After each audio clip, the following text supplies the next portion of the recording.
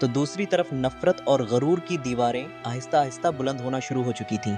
किसी को क्या खबर थी कि जिस रिश्ते की शुरुआत इतनी खूबसूरत मुस्कुराहटों से हुई है, इसी रिश्ते को जल्द आजमाइशों के ऐसे तूफानों का सामना करना पड़ेगा जिनका तसव्वुर भी किसी ने नहीं किया था। मोहब्बत के ख्वाब अभी आंखों में ही थे कि किस्मत ने एक नया खेल खेलने की तैयारी शुरू कर दी।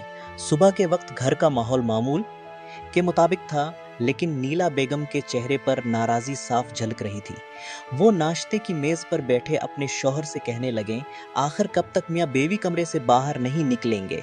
शादी को 10 दिन हो गए हैं, अब तो जरा जिम्मेदारी भी महसूस करनी चाहिए। उनके शौहर मुस्कुराते हुए बोले, अरे भाई, अभी तो नई नई शादी हुई है, उन्हें भी कुछ वक्त दो। लेकिन नीला बेगम ने तंजिया लहजे में जवाब दिया, मैंने अपने बेटे की जिद पूरी करके इस लड़की को घर में जगह दे दी, उसका मतलब ये नहीं कि मैं उसे सर पर बैठा लूं। शौहर ने नरमी से समझाया, अब जब वो इस घर की बहू बन चुकी है तो उसे दिल से कबूल भी कर लो, वरना घर का सुकून खत्म हो जाएगा। मगर नीला बेगम के दिल में अभी भी गुरूर और तबकाती फर्क की आग ठंडी होने का नाम नहीं ले रही थी। उधर अहसन और उरूब अपनी नई जिंदगी के हुसैन लम्हात गुजार रहे थे। उरूब ने शर्माते हुए पूछा, आप मुझे इतना गौर से क्यों देख रहे हैं?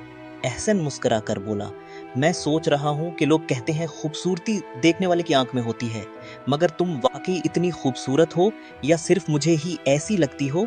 अरूब हंस पड़ी, इतनी तारीफें अभी से, कहीं चंद दिन बाद बदल तो नहीं जाएंगे? अहसन ने फौरन इसका हाथ थाम लिया, मैं वादा करता हूँ, वक्त बदले, हालात बदल जाएं, तुम्हारी उम्र ढल जाए या चेहरे की रौनक कम भी हो जाए, मेरी मोहब्बत कभी कम नहीं होगी। मैं हमेशा तुमसे इसी तरह मोहब्बत करूंगा। अरूब की आंखों में खुशी के आंसू आ गए, क्योंकि एक यतीम लड़की के लिए ये अल्फाज दुनिया की सबसे बड़ी दौलत थे। दूसरी तरफ अरूब के मामू और मुमानी भी उसे याद कर रहे थे। मुमानी जज्बाती लहजे में बोले, बहन और बहनोई के इंतकाल के बाद मैंने उरूब को अपनी बेटी की तरह पाला था। अब दिल बेचैन है, जाकर देख तो आई कि वो खुश तो है ना। मगर फिर वो अपनी बेटी माही की फिक्र में भी डूब गई।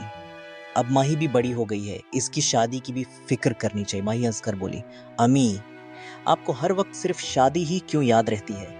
क्या लड़की की जिंदगी का मकसद सिर्फ शादी करना है? मोमानी ने गहरी सांस लेते हुए कहा, बेटी, शादी के बाद ही लड़की की असल जिंदगी बदलती है।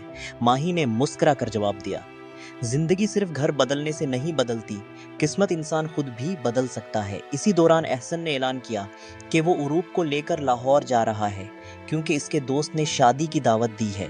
नेला बेगम को ये बात पसंद नहीं आई। अभी अभी शादी हुई है, हर जगह बेवी को साथ ले जाना जरूरी है। मगर अहसन ने साफ लफ्जों में कहा, उरूब मेरी जिंदगी का हिस्सा है, जहां मैं जाऊंगा वो भी मेरे साथ होगी। ये जवाब सुनकर नेला बेगम खामोश तो हो गई, लेकिन उनके दिल में उरूब के लिए नाराजी मजीद बढ़ गई। चंद रोज बाद उरूब अपने कमरे में बैठी खामोश थी। इसने आहिस्ता से कहा, 2 हफ्ते हो गए हैं, मामो, मुमानी और माही अभी तक मिलने नहीं आए।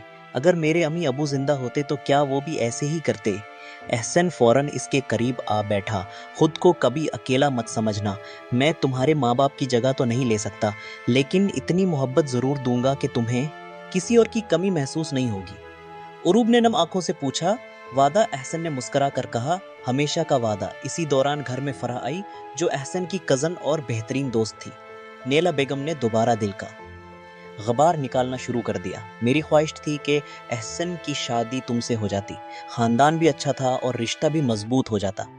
फरहा ने मुस्कुराते हुए जवाब दिया, आंटी की, रिश्ते सिर्फ खानदान देखकर नहीं बनते, दलों की रिजा भी ज़रूरी होती है। मैं और अहसन हमेशा अच्छे दोस्त रहे हैं, इससे ज़्यादा कुछ नहीं। नेला बेगम ने बेबसी से सर हिलाया, मगर उनके दिल में ये हसरत ख़त्म ना हुई। फरहा जब उरूब से मिली तो माहौल खुशगवार हो गया। अहसन ने मजाक करते हुए कहा, ये मेरी कज़न फरहा है, बचपन से मुझे मन्ना कहती आई है। उरूब हंस पड़ी, वाकई आप तो कहीं से भी मन्ना नहीं लगते। फरहा ने कहा लगाया, तुम्हें अभी बहुत सी बातें मालूम होनी बाकी हैं। इन तीनों की हंसी देखकर पहली बार ऐसा महसूस हुआ कि शायद इस घर में खुशियां मुस्तकिल रहेंगी। लेकिन किस्मत अभी एक और इम्तिहान तैयार कर रही थी। कुछ देर बाद अहसन उरूब को शॉपिंग के लिए ले गया। वो इसके लिए खूबसूरत मलबूसात खरीद कर लाया। घर वापस पहुंचे तो नेला बेगम ने तंज किया, शादी से पहले कौन से ब्रांड के कपड़े पहनती थीं? उरूब ने निहायत अदब से जवाब दिया, आंटी, हमारे घर के पास एक दर्जी था, वही हमारे कपड़े सीता था। نیلا بیگم ہنس کر بولیں اور اب صرف برانڈز۔ اس سے پہلے کہ ماحول خراب ہوتا اروب نے مسکرا کر کہا، احسن کو جو پسند ہے وہی مجھے بھی پسند ہے۔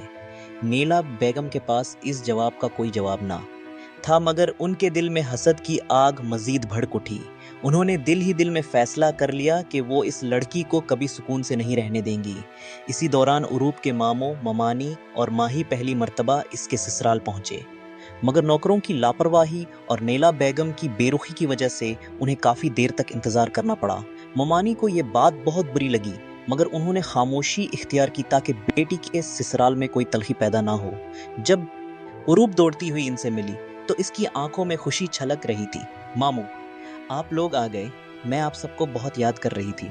ماموں نے اس کے سر پر ہاتھ رکھتے ہوئے پوچھا، بیٹی سچ بتاؤ، خوش تو ہونا؟ اروب نے فوراً جواب دیا، جی ماموں میں بہت خوش ہوں۔ احسن بھی آ گیا اور نہایت احترام سے ان سب کا استقبال کیا۔